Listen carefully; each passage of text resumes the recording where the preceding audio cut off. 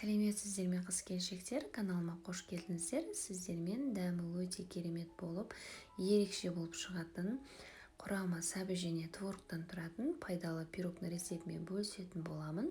Орталары осылай көтеріліп, дәмі өте керемет болып шығады. Сіздер де осы рецептпен жазып көріңіздер және де каналыма тіркеліп кетіңіздер.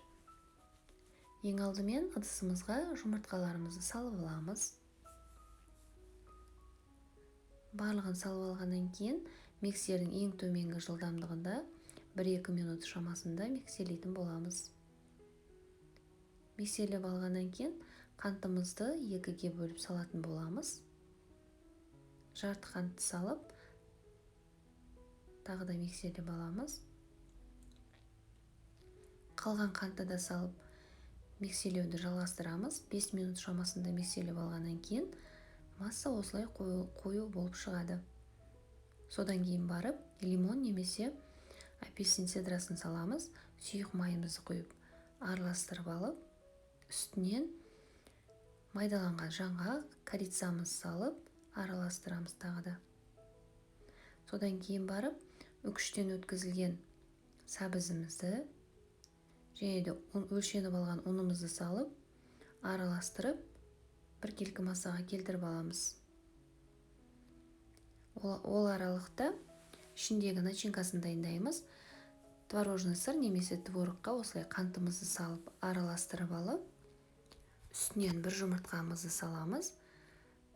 Тағы да араластырып, біркелкі массаға келтіріп аламыз. Дайын массамызды кондитерский мешокқа салып, дайындап алатын боламыз.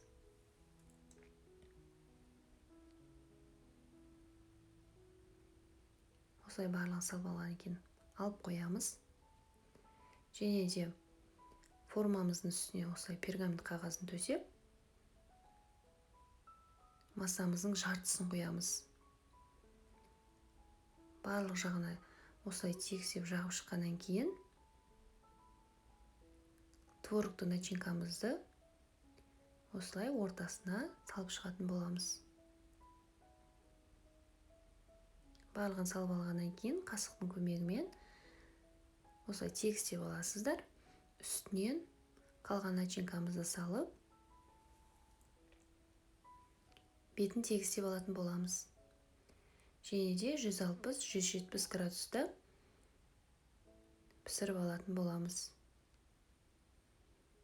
Мінекей біздің пирогымыз дайын болды. Үстін өз қалауларыңызға әрлейсіздер. Мен қант ұнтағын сеуіп әрлеп алдым.